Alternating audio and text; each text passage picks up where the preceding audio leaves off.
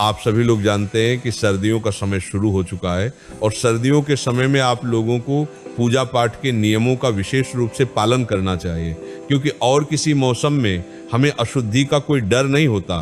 क्योंकि जब भी हम अशुद्ध होते हैं तो हम उस समय सीधा स्नान कर लेते हैं और शुद्ध हो जाते हैं, पर सर्दियों के समय ऐसा नहीं होता, क्योंकि सर्दियों के समय पानी बहुत ज्यादा ठंडा होता है और कोई भी अपने हाथ पैरों को गीले करने से बचता है। साथियों, इसी के साथ में सर्दियों में बाथरूम या शौच जाने के बाद हमको दिया बाती कैसे करना है, सर्दियों में ये प्रश्न लोगों के मन में आना शुरू हो जाता है कि हम लोगों को ऐसे कौन से नियम हैं जिनका पालन सर्दियों के मौसम में करना चाहिए, जिससे कि हम जो पूजा पाठ कर रहे हैं उसका हमें पूरा फल मिल सके और हमें कोई पाप भी ना लगे, क्योंकि भगवान के कार्य हमेशा शुद्धता के साथ में ही करने चाहिए। विशेष रूप से घर की माता बहनों के मन में शाम के समय ये प्रश्न आता है,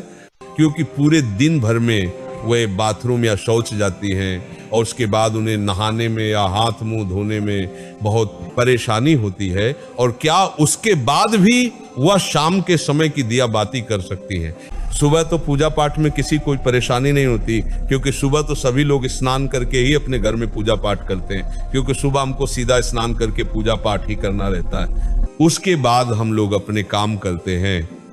पर प्रश्न आता है शाम के समय में, क्योंकि शाम होने तक सभी लोग अपने कामों में व्यस्त रहते हैं और पूरे दिन भर में आप लोग बाथरूम कई बार जाते होंगे और कुछ लोग पूरे दिन भर में कभी कभार शौच भी चले जाते होंगे। तो आपके मन में ये प्रश्न जरूर उठता होगा, क्या हम लोग अगर पूरे दिन में कभी भी बाथरूम या शौच चले गए हैं तो क्या उसके बाद हम लोग शाम के समय में घर की दिया बाती कर सकते हैं? क्या उस समय पर हम लोगों को स्नान करना होगा या हाथ पैर में धोकर भी काम चल जाएगा? तो ये सारी अद्भुत जानकारी आपको इस वीडियो में हम देने वाले हैं। साथियों, इसमें कोई शर्माने वाली बात नहीं है, क्योंकि ये भगवान की पूजा पाठ से जुड़ा हुआ प्रश्न है, इसलिए आपको इसके बारे में जरूर जानना चाहिए।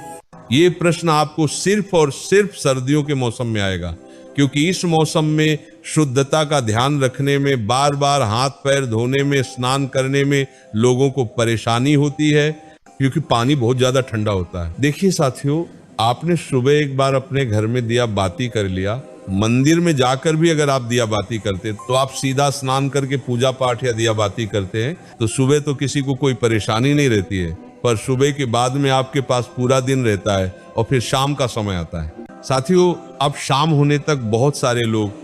पूरे दिन भर में बाथरूम जाते हैं, कुछ लोग शौच भी जाते हैं, तो यहाँ पर आपके मन में अशुद्धि आ जाती है, यानी कि आपका शरीर उस समय पर अशुद्ध हो जाता है जब आप बाथरूम जाते हो या शौच जाते हो। इसके बाद अब आप अपने घर में सीधा दिया बातें करने के लिए नहीं जा सकते, तो आखिर कौन सा वह नियम है जिसका अगर आप लोग बाथरूम या शौच जाते समय पालन करेंगे तो आप अशुद्ध नहीं होंगे बल्कि शुद्ध रहेंगे और शाम के समय की दिया बाती बिना स्नान किए कर सकेंगे? साथियों, सबसे पहले ये जो नियम है, विशेष रूप से माताएं बहनें इसका पालन करें, क्योंकि ज्यादातर घर की माताएं बहनें ही शाम के समय की दिया बाती करती हैं। साथियों, सर्दियों के समय में आप पूरे दिन भर में जब भी बाथरूम जाती हैं तो उस समय के लिए सबसे पहले आप नियम सुन लीजिए, उसके बाद हम आपको शौच का नियम बताएंगे। सुबह स्नान करने के बाद, पूजा पाठ करने के बाद आप पूरे दिन भर में जब भी बाथरूम जाती हैं तो आप लोगों को बाथरूम से आने के बाद मात्र 3 काम करने हैं। ये 3 काम करने के बाद आप शुद्ध रहेगी और शाम के समय की दिया बाती भी कर सकेंगे। सबसे पहले जब आप बाथरूम जाएं तो बाथरूम से लौटने के बाद आप सबसे पहले अपने हाथों को धोए, अपने पैरों को धोए, उसके बाद 3 बार कुल्ला करें। कुल्ला का मतलब है कि अपने मुंह में पानी लें, मुंह को थोड़ा साफ करें और पानी बाहर फेंक दें। ये प्रक्रिया आपको 3 बार करनी होती है, मतलब 3 बार कुल्ला करना रहता है। इसके बाद आखिरी में थोड़ा सा पानी अपने मुंह पर अगर आप लोग मार लेते हैं या एक हाथ गीला करके अपने मुंह पर फेर लेते हैं तो आप पूर्ण रूप से शुद्ध हो जाते हैं। साथियों, ये नियम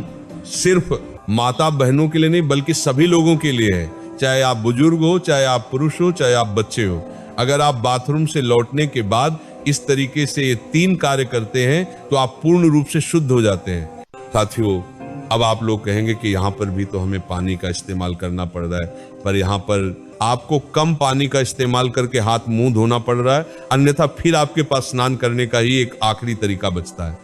आप चाहे तो हाथ मुंह धोने के लिए गर्म पानी भी करके रख सकते हैं, इसमें कोई परेशानी नहीं है। पर बाथरूम से लौटने के बाद अगर आप ज्यादा कुछ ना भी कर पाए तो अपने हाथ पैर जरूर धोएं। साथियों, अब कुछ माताएं, बहनें या कुछ लोग ऐसे हैं जो सुबह अपने घर से बाहर ऑफिस ड्यूटी अपने काम पर जाते हैं, तो उनके मन में ये प्रश्न जरूर आएगा कि हम लोग बाहर रहकर इस नियम का पालन कैसे करें। तो साथियों, अगर आप लोग बाहर काम करने जाते हैं, ऑफिस या ड्यूटी जाते हैं, तो उस जगह पर आप इस नियम का पालन नहीं कर पाएंगे, क्योंकि उस समय पर आप पैरों में मोजे और जूते पहने होंगे या वहां पर आपको वैसा स्थान ना मिले कि आप अपने हाथ मुंह धो सके। तो इसीलिए बाहर रहकर ये सारे नियम संभव नहीं है। तो जितने भी लोग बाहर रहते हैं, पूरा दिन काम करते हैं और शाम को अपने घर पर लौटते हैं, उनके लिए एक अलग नियम है। साथियों, अगर आप सभी लोग शाम को अपने घर लौटकर अगर गर्म पानी से स्नान कर सकें तो बहुत अच्छी बात है। अन्यथा अगर आप ऐसा ना भी कर पाए तो आप लोग शाम के समय अपने घर पर आए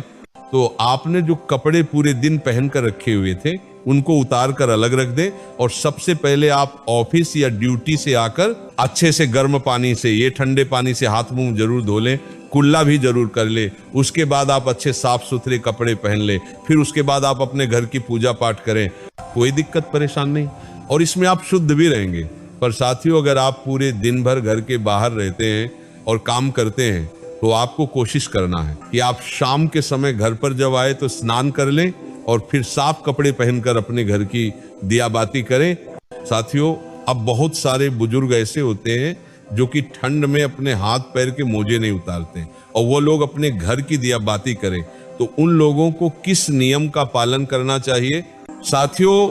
जितने भी बुजुर्ग जन हैं वो लोग बाथरूम जाते समय भले पूरे दिन मोजे न उतारे और सिर्फ हाथ धोकर कुल्ला करके बाहर आ जाए, पर जब आप शाम के समय अपने घर में दिया बाती करें या मंदिर जाएं तो उस समय आप वह पैर के मोजे उतार कर ही जाएं, और हो सके तो शाम के समय की दिया बाती से पहले आप हाथ पैर जरूर धो लें।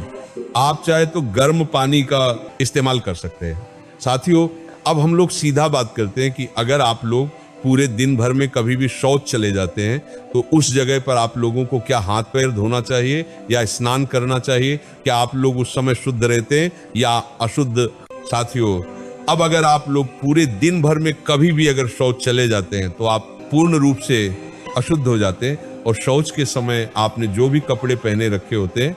आपके साथ वह कपड़े भी अशुद्ध हो जाते हैं। इसलिए शौच जाते समय सीधा सा नियम यही है कि जो भी लोग पूरे दिन भर में कभी भी शौच गए हैं उनको शौच से आने के बाद सीधा स्नान करना चाहिए। अगर वह शौच से आने के बाद स्नान नहीं करते तो उनको शाम के समय की दिया बत्ती नहीं करना चाहिए या मंदिर नहीं जाना चाहिए, क्योंकि आप अगर शौच से आने के बाद स्नान नहीं करते तो आप अशुद्ध रहते हैं। इसीलिए पूरे दिन में जब भी आप शौच जाए तो आपको उसके बाद स्नान ही करना चाहिए, तभी आप शुद्ध होते हैं। या अगर आप इतना ना कर पाए सर्दी होने के कारण, तो उस दिन आप अपने घर की दिया बाती ना करें या मंदिर ना जाए, उस दिन आप किसी और से अपने घर की दिया बाती करा ले। साथियों, यहाँ पर प्रश्न ये आता है कि सर्दियों के समय ज्यादातर लोग मोटे मोटे कपड़े या स्वेटर वगैरह पहने रहते हैं, तो अगर वह शौच जाते हैं तो इतनी सारी चीजों को धोना संभव नहीं है, तो वह क्या करें? तो साथियों, उस समय पर आप जब शौच जा रहे हो तो उतने ही कपड़े पहन कर जाएं जितने को आप बाद में धो सके, बाकी के कपड़े उतार कर बाहर रख जाएं और शौच से लौटकर आप खुद स्नान करें। उन कपड़ों को भी धोए जिन्हें आप पहन कर गए थे, फिर स्नान करके आप वो मोटे कपड़े या सर्दी वाले कपड़े पहन सकते हैं जो आपने पहले ही उतार कर बाहर रख दिए थे। साथियों, अब हमने जितने आपको ये नियम बताए हैं सर्दियों के समय से जुड़े हुए, ये नियम छोटे बच्चे, बुजुर्ग जन जिनकी तबीयत ठीक नहीं है, इन पर लागू नहीं होते। इसलिए आप इन सभी बातों का ध्यान रखते हुए ही इन नियमों का पालन करें। बाकी भगवान के मंदिर भी अगर आप जा रहे हैं तो भी आपको इन सभी नियमों का पालन करना चाहिए। साथियों, इसी के साथ में स्त्री 3 जगह कभी अपवित्र नहीं होती। सबसे पहले, अगर किसी माता बहन के छोटे छोटे बच्चे हैं और वह गंदगी कर रहे हैं और आप उनको साफ कर रहे हैं, तो उस स्थान पर आप अशुद्ध नहीं होगी और आपको स्नान करने की जरूरत नहीं है। आप बच्चों की देख रेख करते हुए भी शाम के समय की दिया बाती कर सकते हैं, क्योंकि उस समय आप अशुद्ध नहीं होते। इसके बाद में अगर कोई माता बहन के प्रति किसी परेशानी में है और आप उनकी सेवा कर रही हैं, तो अपनी पति की सेवा करते समय भी आप अपवित्र नहीं होती हैं। आपको स्नान करने की जरूरत नहीं होती।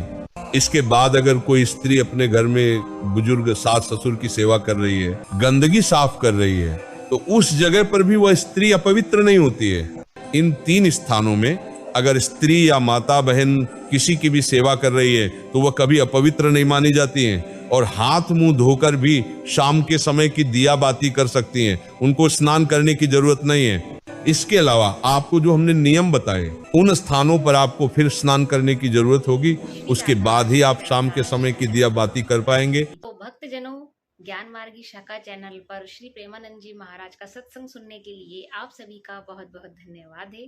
आगे इस तरह और भी सत्संग सुनने के लिए ज्ञान मार्गी शाखा चैनल को सब्सक्राइब कर लीजिए और इस सत्संग को लाइक कर दीजिए और कमेंट्स में राधे राधे लिखना ना भूलिए। जल्दी लेकर आते हैं महाराज श्री के और भी इसी तरह के सत्संग। तब तक के लिए जय श्री कृष्णा, जय